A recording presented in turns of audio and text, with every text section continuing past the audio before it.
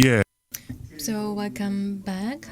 We are now having this international seminar on sanctions against North Korea, co-hosted by the SONOSA and the national member Lee Yong-sun. The session number 3 will be from the legal perspective. So we have three lawyers. First, the presenter will be Mr. David Wolf, and we have the two discussants. Mr. Kwon Sunyap and Kim Se-jin. So we have like a 45 minutes, and like the other previous sessions, so 20 minutes for presentation, and then we will have like a 10 minutes each for the discussion. So Mr. Wolf, are you there? Please start your presentation. Good morning, good evening. Thank you very much for having me. It's a real privilege. Thank you, Chairman Kang. Thank you to the South-North Cooperation Association. I'm sorry that we cannot do this in person. I would actually at this point love to be able to and be allowed to leave the country. So hopefully next year we can do this in person.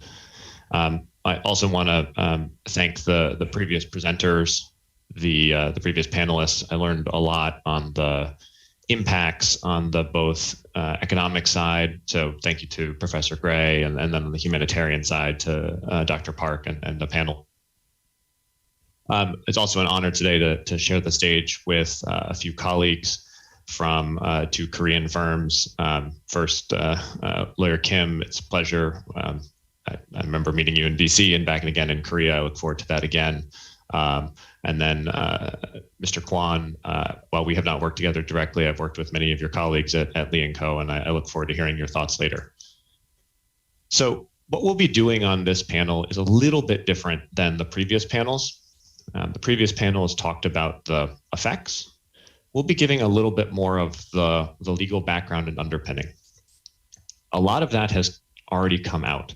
And so I will hopefully be able to move through these slides more quickly, and hopefully be able to leave a little bit of room for question and answer and feedback from the co-panelists. First, two initial caveats. I always have to offer this up when describing US sanctions. I'm going to be talking about what the rules are. I didn't make them. So we're not going to speak about what I think they should be. And I'll defer to the other panelists for that in the previous panels. This is just a description, so we're all starting from the same place. So in order to do that, there we go.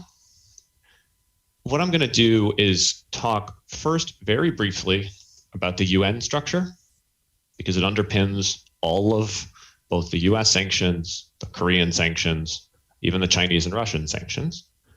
So do an overview of that program, and then spend a little bit more time on the US side. As we've heard from the previous panelists, it is often the US sanctions that are driving behavior and that are both causing consequence in North Korea, but that are driving decisions from counterparties, whether they be humanitarian, commercial actors, banks, to decline to proceed. And so we'll spend some time on the US sanctions piece before wrapping up with conclusions and hopefully 2 to 3 kind of thoughts or key takeaways. Go ahead and jump straight into the UN side. So as you've already heard, there is a UN sanctions program on North Korea that is the broadest of the UN sanctions. It is not comprehensive. It, of course, does not prohibit all activity with North Korea, but it is broader than any other UN sanctions program on any other jurisdiction at this point. That's been true since the end of 2017, when the program was expanded several times in quick succession. The program, generally speaking, covers the prohibition on the export to North Korea of a number of items, most prominently and most relevant for those of us looking at this from a humanitarian perspective, items in certain customs codes. And for those of you with access to the presentation, I included an annex that actually lists all of those so that we cannot bother everybody by talking through them.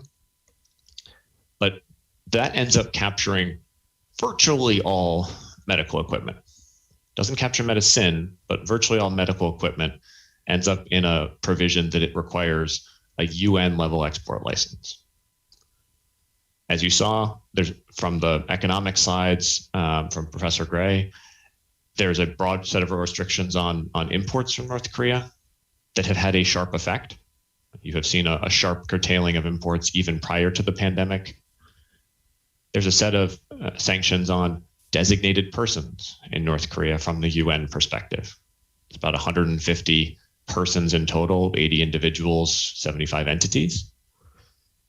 And then a smattering of additional restrictions, everything from transactions with North Korean citizens working outside of North Korea, vessel-related inspection regimes, and financial restrictions and limitations on sort of correspondent account banking with North Korean banks. As I mentioned, it is not comprehensive, but it is the broadest program that exists today. So from a humanitarian perspective, the way to think about it, first, check and see if it fits within one of those prohibitions. If it's medicine or agricultural products and you don't have a sanctioned party, it might not. But if it's medical equipment, it almost certainly will. At which point, you actually need to ask the UN for an authorization. And this is administered by something called the 1718 Committee. They have an established process for enabling UN member state or nonprofit exemption requests from UN level sanctions. It is a cumbersome process, but it is a little bit more streamlined than it has been in previous years when we have spoken about UN level sanctions. And I just checked the website this morning.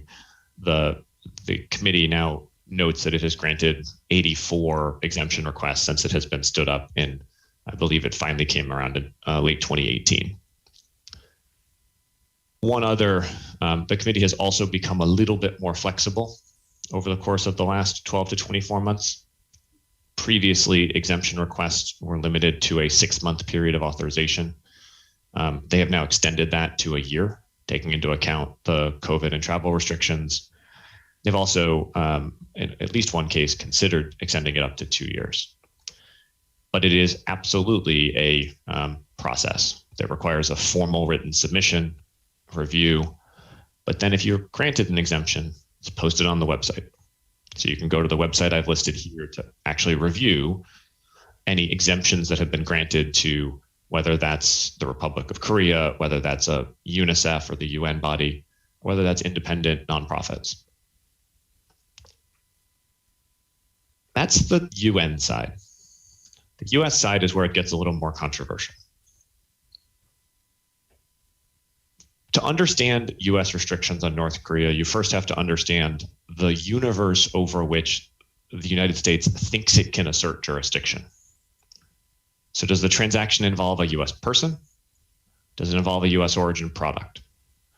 If the answer is yes to either of those questions, your transaction is almost certainly prohibited without a license.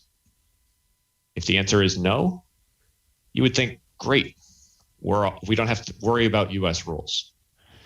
Except unfortunately, the US administers something called a secondary sanctions program, in which even non-US persons could face sanctions risk for conducting activity. So to dig into that a little bit, US persons, all US citizens and permanent residents, if I moved to Seoul and spent the rest of my life there, I would continue to be a US person because I have a US citizenship. All US incorporated entities and their non-US branches, all persons in the United States. US origin product, everything that's here, everything that's ever been here, and even things that are made outside the US with more than a de minimis amount of controlled content. In effect, think a medical device that's manufactured in Korea with 10% or more US origin content. That jurisdictional reach is then interpreted incredibly broadly to capture any transaction that has a US person in it at all, whether that's the provision of US services, the provision of US financing, an approval from a US citizen, or most prominently, and as you heard earlier, virtually all transactions in US dollars, because they're processed through or clear through a US financial institution. If your transaction involves a US person or a US product, it is almost certainly prohibited to North Korea. US persons are prohibited to export any goods or services to, import any goods or services from, undertake any investment in, conduct any transactions with any person identified as sanctioned, which includes the government, or even to travel to North Korea without an authorization from the US government. So if the activity is subject to direct US jurisdiction, the only question you're really asking yourself is there a license here? Is there something here that authorizes me to do it? If the answer is there's no US jurisdictional reach, then the US still says, okay, I might be able to sanction you for doing it. These are secondary sanctions. And this is the broadest of the US secondary sanctions programs. It authorizes the designation of any person who is operating in certain sectors of the North Korean economy, who has engaged in a significant import to North Korea, or import from or export to, who has transacted or provided material support to a North Korean person. In other words, if it's a significant activity with North Korea, you could face sanctions risks for undertaking it. Which means in both contexts, you're always looking for a license. However, there are some. As Dr. Park mentioned, they're not nearly as broad as they could be, but there is general licenses for nonprofit. There are specific license authorizations from both OFAC, the sanctioning authority, and BIS, the commerce authority. And I will say they are cumbersome, but they work. And you probably do need lawyers to help you with it, but we regularly work with, and many of my peers in Washington and around the United States regularly work with humanitarian organizations to secure these licenses. And we have a number of clients who have them. So there is a way to get an authorization, but you have to usually ask, which is admittedly a cost and a time delay for the provision of humanitarian services. So a couple of key kind of conclusions and takeaways before I turn it over to the co-panelists. And stepping out of the sanctions themselves and just a kind of reaction to the earlier slides. First, as noted, there's been almost no change from a US perspective on North Korea sanctions over the course of the last year. That is itself remarkable. Every year before this, there had been at least some change. This year has been very much status quo. Second, I absolutely agree with the comments that to understand US sanctions, you have to understand US domestic politics. And this is usually the point where I apologize to the audience, because not only do you have to understand US domestic politics, you usually have to understand congressional politics and state level politics. But here, it is very, very challenging politically for an administration to unwind sanctions without having something to show for it. That might be the right answer from a foreign policy perspective. It almost certainly would be the right answer from a humanitarian perspective. But at heart, politicians are looking to their domestic audiences first. And it's very challenging because there's no votes in being soft on North Korea. That's how it would be perceived. And then finally, I would note, but this is a question I want to pose to my co-panelists from an impact side. I fully defer to the economic impact to the Professor Gray and his panelists, fully defer on the humanitarian impact to Dr. Park and the co-panelists. We, on the lawyer side, have a unique position where we work directly with often private sector companies, private sector banks, nonprofits directly on their compliance with these rules. And I can say these absolutely have the effect and the impact that everybody here has been talking about. So on the one side, humanitarian organizations can get licenses. We've talked about it. I've sat in all of the meetings with the 1718 committee. I've sat in the meetings with the US government. There is a receptivity there to processing activity. But on the other side, on the commercial side, as soon as I'm done with this conversation tonight, I'm going to go join a training program for a European-based financial institution and talk about their sanctions risk appetite, which is they won't touch North Korea-related activity, and they won't touch anybody who does North Korea activity, even if it's not through the bank. i.e., even a nonprofit who does North Korea-related activity, the financial sector is so risk-averse right now that they think that even if you do that through somebody else, the bank will not bank you. And that's a non-US bank. And so with that, I'd like to finish, but also pose a question to my co-panelists on what, if any, impact have you seen from your clients, and has that shifted over the course of the last 12 months? And do you expect maybe it to shift in the coming 12? So thank you again for the opportunity. I look forward to the discussion.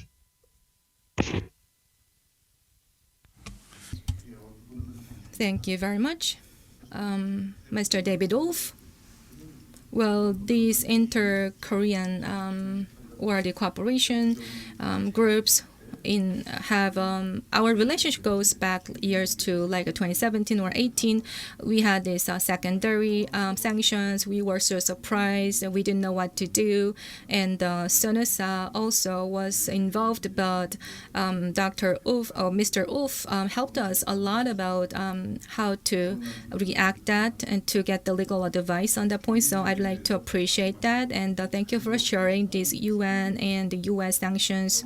And I think you made a great PR of your service. I hope you will have a great success with your company. So now we'll move on to the Korean lawyers side. First from Lee and Go, or from Pae, Kim, and Lee, we have a lawyer, Kim Se-jin, 10 minutes. Thank you, JD.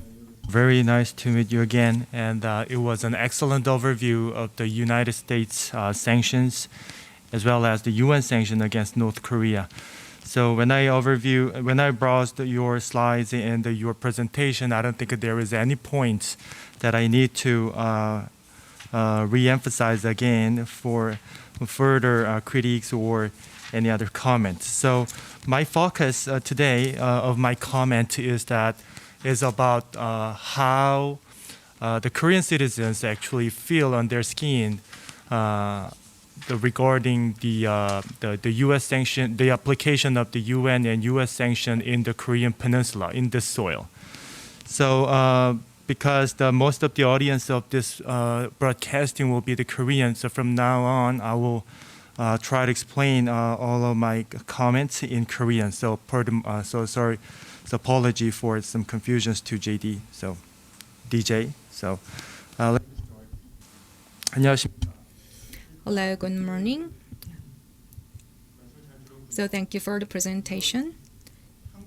In Korea, about the UN and US sanctions against North Korea, how they are being implemented, and what kind of Korean people having the impact from these sanctions. That's what I need to or want to talk about. So here you see first in Korea, my conclusion is that the UN and US sanctions are take most part of the Korean sanctions, and how they are implemented in the legal framework, it's a more complicated story.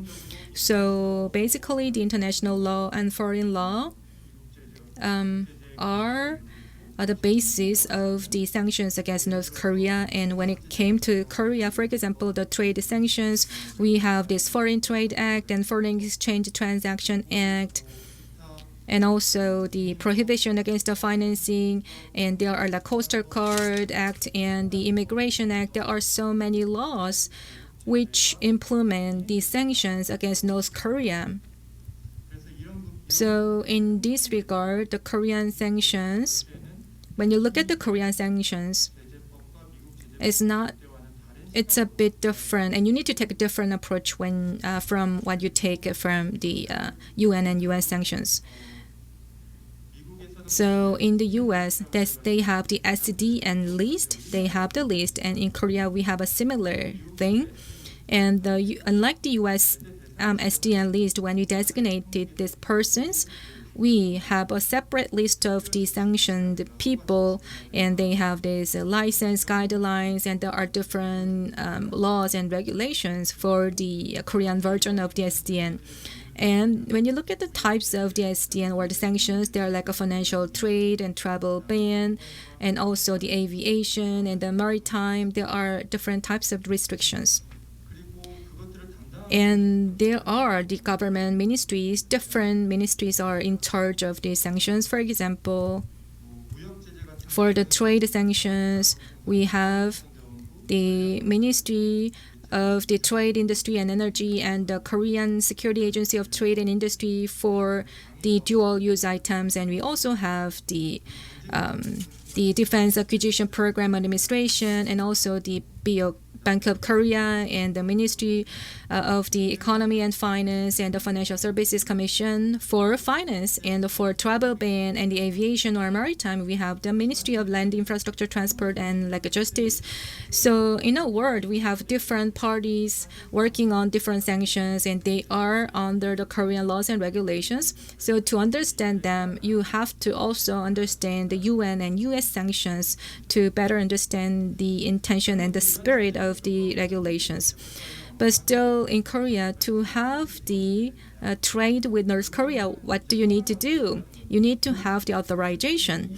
And in particular, for the dual-use items or suspicious dual-use items, you have to follow the notice on the import and export of strategic materials, and you need to get the permission from the Korean government, and that's for the situational permission. And you have to go through the process to get the permission, and also that there is a general license under the US sanctions, and we also have the general exemption. So without having the exemptions, you may be qualified for the exemption. And in the US, they have a special licensing. So in the Korea, we have some similar program, and for that technology should not really interrupt the peace or the security of the international community. So it's like in the US, you get the special licensing and you provide the humanitarian aid. So that's the similar context. So in terms of the procedures, it's very similar to what they have in the US and UN sanctions. For those special license in Korea, there is a process for the application. It takes like 15 days. But there is other procedures that are not taken into this 15 days. So usually it takes like 2 to 3 months. So it's a bit long, but like compared to OFAC or the U.S. Treasury Department's process for licensing, it's quite shorter than what they have in the U.S. So in the U.S., for the licensing, it takes a lot of time, and practically it's not easy. But in Korea, it's not that long. It's not the prohibitively long, I think. So what about the recent enforcement actions in terms of the sanctions against North Korea? What about the trend in Korea? Well, under the current administration, which is coming to an end of the term, but under the compared to the previous administration, we witnessed a strong differences. That's a part of the engagement policies. Since 2017, we saw a huge reduction in the sanctions, and for the financial sanctions, the SDN list, the Korean list, was released, and after that there was no additional list announced or released. And what has been done, for the trade sanctions, for example, the P Pioneer, the vessel, and the Light Windmore vessel in 2017 and 2018, these vessels were detained, and the UN and the US sanctions were applied and we made the enforcement in Korea. So we detained them for the ship-to-ship transport, the illegal transport of the oil products. And they detained the vessels and they were released recently. So in 2017 and 18 and 19, a few times we had this enforcement of the maritime and the trade sanctions. And as was mentioned before, for the financial sanctions in 2017, the SDN list has not been updated or added, but until 2017, we had the list. As you can see here, the grounds are based on the U.S. sanctions, and sometimes it's UN or Japan or Australia, but mostly it's based on the U.S. sanctions. And some are based on our own sanctions, but when you look it deeper, it's like a 50% rule. So it's a part of the U.S. sanctions when it's related to the U.S. person. So technically speaking, these are also based on the U.S. sanctions when Korea enforces this sanction list. So my conclusion is, as I mentioned earlier, the sanctions in Korea against North Korea for past 5 years at least were mostly from the U.S. and the UN sanctions. The UN sanctions take a bigger part, and these were the basis for the Korean sanction. That's what I want to highlight. So that is why today we invited David DJ Ulp on the U.S. And the UN sanctions, and that's really helpful, and that's gonna be something that people who are engaging with North Korea in terms of the trade, they need to fully understand the requirements of the U.S. and also the NGOs, for example. As like DJ Ulf is working with the NGO and the humanitarian aid. He's working hard for the licensing for the humanitarian aid. And as was mentioned before, it's a general license, though it may not need the special license, but still banks in Korea or the Ministry of Unification in Korea for the humanitarian aid, they may look at the special license or the UN exemption. They practically asking for these licenses, and this humanitarian aid for the couple of years ago, for the past couple of years, that have been also based on the licensing approval or special exemptions of the UN and US sanctions. So I think that's about what's going on in Korea, enforcement and application of the sanctions. So I provided an overview. So I think that's also relevant to the presentation. Thank you very much, Mr. Kim. And so I think you skipped some part from your presentation. So it's about the NGOs and about the items that have been already exempted. They need to seek the license for the items that have been already exempted for every time they want to do the dealing. So this is kind of the white list, and they need to also get like overlapping or redundant approval from the Korean government. So maybe we can think about that like a comprehensive re-exemption that we can seek from the UN, US, and the Korea, because otherwise it's too cumbersome, and the white list can be something that later David can mention on that as well. So we have lawyer Kwon Soon-yeom from Lee & Co. Are you there? So 10 minutes for you. Well, it may not take full 10 minutes, but thank you, David Wolf, for your overview on the U.S. and the UN sanctions, and thank you, Mr. Kim, on the Korean law. What I'm going to share with you today is beyond the legal perspective. Given the current conditions of North Korea, we need to increase the humanitarian aid. But in doing that, what are the obstacles? So that's what I want to talk about from a macro level. So, can you move on to the next slide.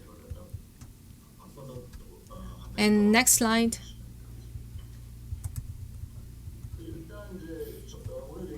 So my point here is that under the Trump administration, they had the maximum pressure campaign. So it's quite stronger in the sanctions against North Korea. And these were having impact on North Korea. So let me elaborate on that. And under the Biden administration, so how their policies are shifting. So that's what I want to highlight.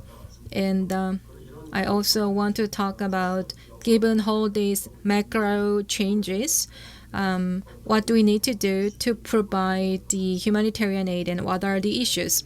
So on the first slide, you can see the UN sanctions against North Korea started since 2006. And for North Korea, they are putting a lot of pressure, especially with the nuclear test in 2016. And the UN released the sanctions. And in 2016, the luxury exports or the North Korean workers working in the overseas, they couldn't really increase the number. So these were the bans. But in 2017, with the Trump administration, they had a maximum pressure campaign for the sectoral restrictions. So for their like a cash flow businesses like the iron ore or coal export and the seafood and the textiles, those 4 key areas of the exports have been pointed out as a sanction of the UN in 2017. So they were banned from being exported. So it was really devastating for North Korea to stop their whole trade. So that was the start of the maximum pressure campaign under the Trump administration. And also they couldn't import the oil and they couldn't really drive the car and they had a rationing of the oil. So it really had a huge impact on North Korea. Next slide. So with this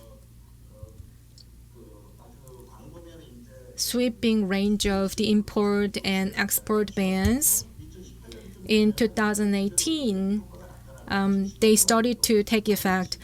So in 2017, right after that, North Korean trade volume was cut by half. And also in 2018 and 19, it went down further. And compared to 16, it was about 60% down. So that actually had the economic impacts. So with this maximum pressure campaign, the U.S. administrations kept putting the pressure. For example, the OFAC, the general license were for some NGOs in North Korea, and the medicine and the food-related general license are there. So all these applications have been virtually delayed. That's what they did. So the humanitarian aid was also almost suspended or delayed. And the Trump administration almost banned the travel to North Korea so that people, the humanitarian workers, cannot enter North Korea. So this maximum pressure campaign actually had an impact even on the humanitarian aid, and the aid went down by almost went down to like 10% of the previous level. So it worked. And one example is that the UN sanctions. So the China, for example, took it as a loophole, and the President Xi Jinping led the program to North Korea. And in 2019, the tourism visa, like 220,000 people went to or traveled to North Korea, and even without the visa, with the daily passage authorization, about 90,000 people went to North Korea. So in total, it was about 290,000 people or Chinese people. So that really helped North Korea to earn hard currencies. So that was one exception. So next slide. So with that,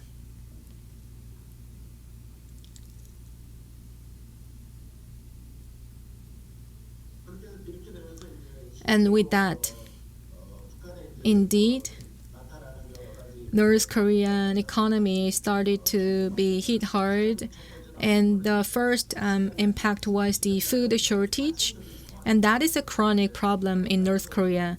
So the North Korea wanted to earn hard currency mostly from China and Russia, and they need to import crops, but the hard currencies could not be earned due to the maximum pressure campaign. So they struggled to get the crops. So the only option for them was the humanitarian aid, but under the maximum pressure campaign, the aid was also stopped. So even this year, the price of the crops increased like 2 times and 4 times for the rice, flour, and the sugar. And so they had a food shortage in the market. And also, Kim Jong-un also mentioned that or admitted that they are having severe food shortage. And we were also surprised by the fact that the North Korean army, their stock of the rice was also released to the people, and even the reserves that they have for the military, that was also made. It was like in June after they had this people's general meeting. So it shows how serious the situation is, because they are now diverting the rice they reserved for the military to the people. So it means they are having really, really severe food shortage. Next slide. But under the Biden administration, in April this year, they reviewed their whole policy on North Korea, and the result or the finding, of course, the key here is how to denuclearize North Korea and what kind of different path they will take from the Trump administration. That was the part of the review. But the result, many people wondered what their conclusion is, but not much details have been disclosed. The only thing was that the Biden administration, unlike their previous administration, because the Trump took this all or nothing approach.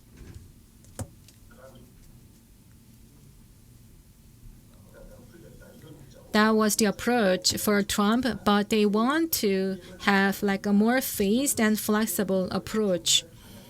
So that was the only thing that was disclosed to the outside of the White House. But this phased approach, what is it exactly? That's not really known to the outer world. And the other thing is that unlike the previous administration, the Biden administration also places an emphasis on the importance of close coordination with allies. So it means that when it comes to these sanctions against North Korea, they will be open and they will listen to what South Korea thinks. But when it comes to the sanctions against North Korea, it's a positive and encouraging sign. So the Biden administration is now taking more practical approach than their previous administration. But in reality, they have not released any or eased any sanctions against North Korea. So they will listen more to allies and they will take a phased approach. But how that will be translated into the actual implementation, we are not seeing any changes. But instead, for the humanitarian aid, they may take it as an exemption, make it exception. So in October 2021, they had a review on their policy on North Korea, and there are some implications, and they are now trying to minimize the sanctions damages to unintended targets. But what we need to note here is there are the population, the general public, getting damaged or suffering from the sanctions. So for these unintended consequences, the Treasury Department mentioned that that is an important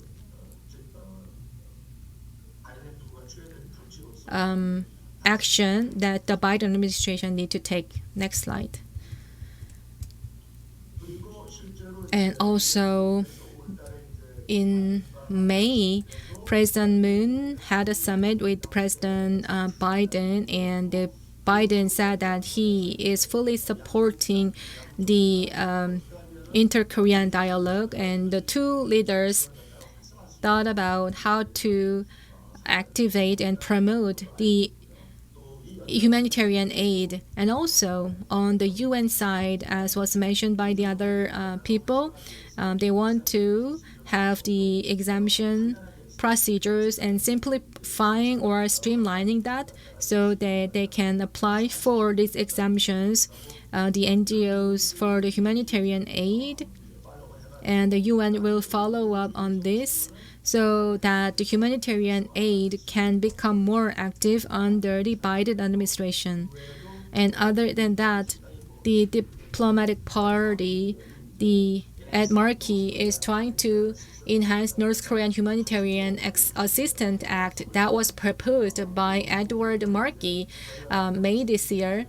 And the OFAC has the general license to support the NGOs, but that's quite narrow in terms of the scope.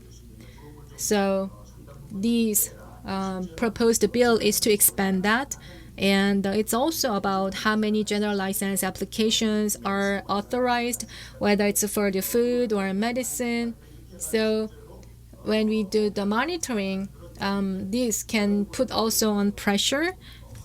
So I checked on this, but in reality, the chance of this law being passed is low because, as Mr. Wolf mentioned, in the U.S., the sanctions are working. People think that way.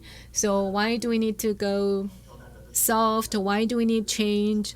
So that is for the public opinion. So this law is not likely to be passed.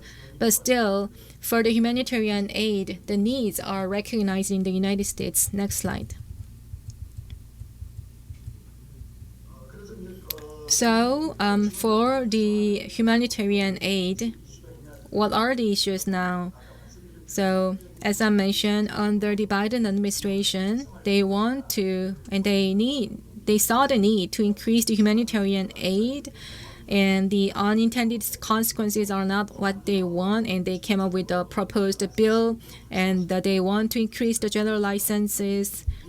But the thing is that the North Korea has this border control, and due to the COVID-19, they closed the borders, and that is really the unprecedented condition that we are witnessing. So even though we want to provide humanitarian aid, food, and rice, but they are closing the doors. So it's really severe situation because they are rejecting this COVID vaccine, like over 6 million vaccine or doses. They are refusing to receive that.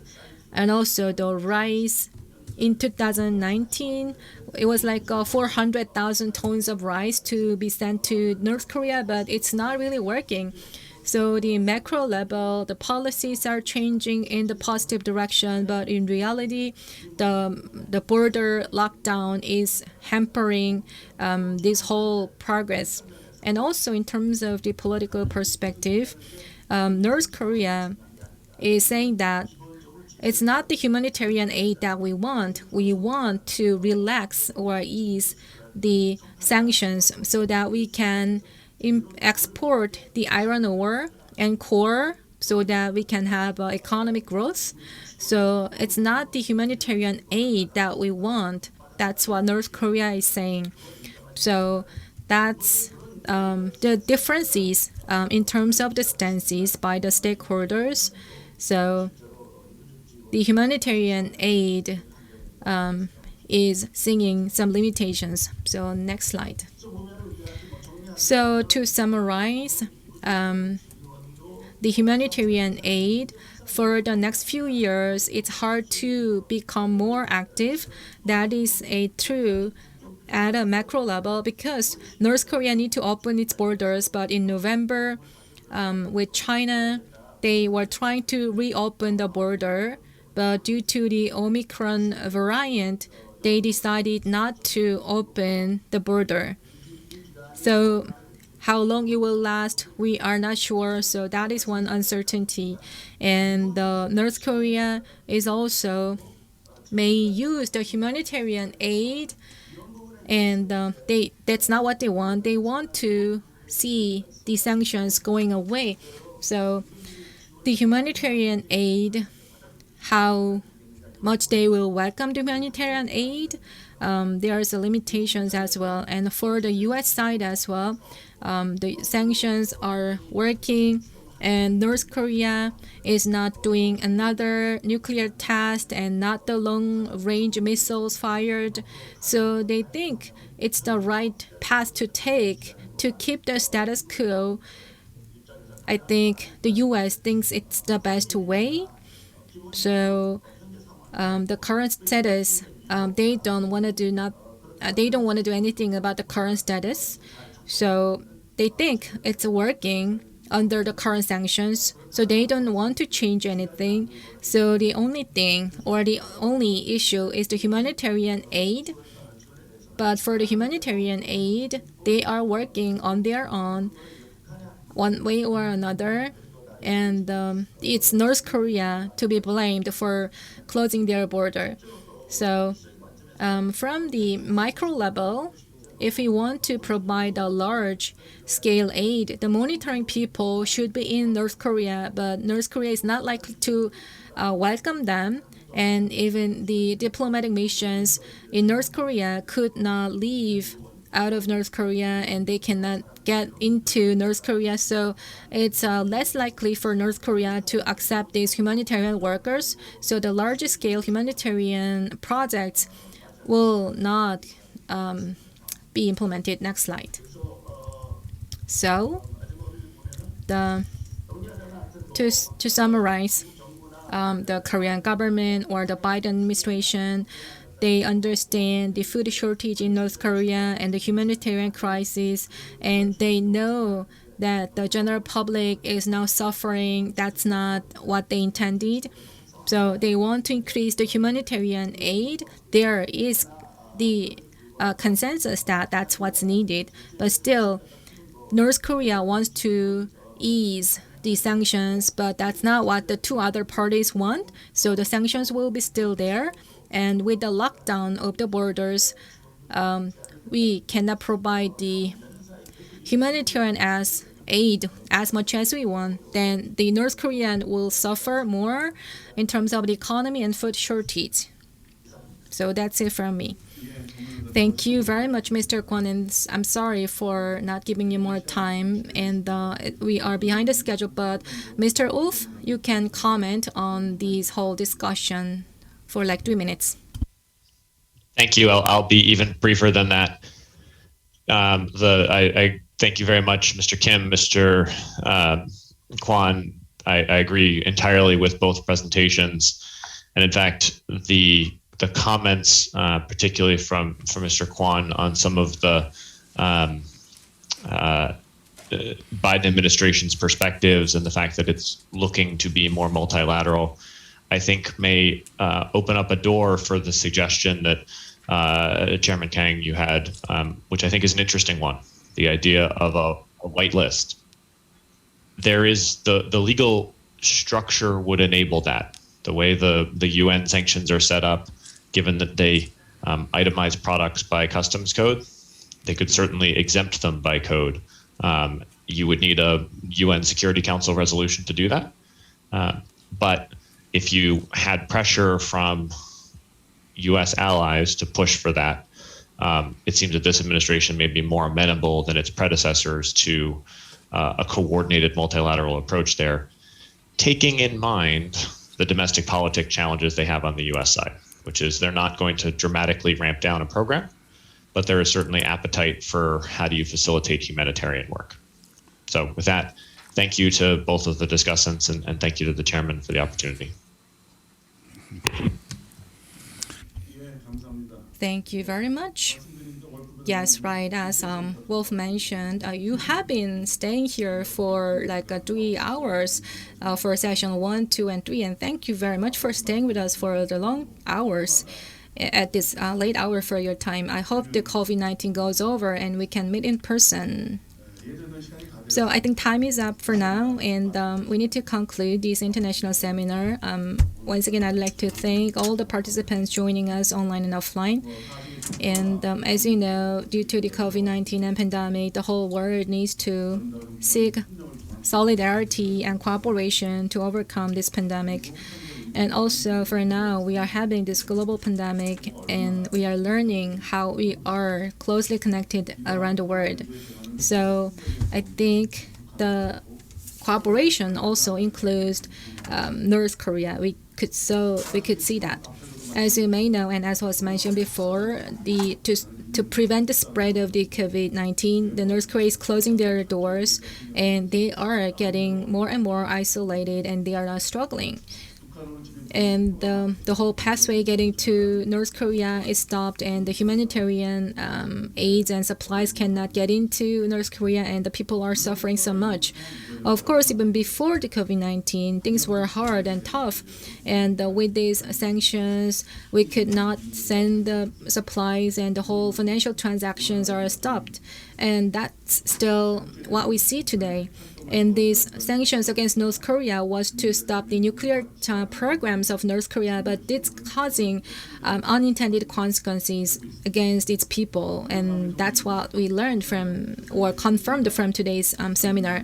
So we hope that these should not negatively affect North Korean people in any way. And also the sanctions against North Korea is not a goal, and that should work as effective means to bring peace on the Korean Peninsula. And also it should not be an obstacle in bringing peace on the Korean Peninsula and inter-Korean cooperation. So in this regard, these sanctions against North Korea need to be reconsidered and revisited. That was mentioned in the seminar. So to build a consensus and to have support from the international community, the Korean government and the civic society in Korea need to work together.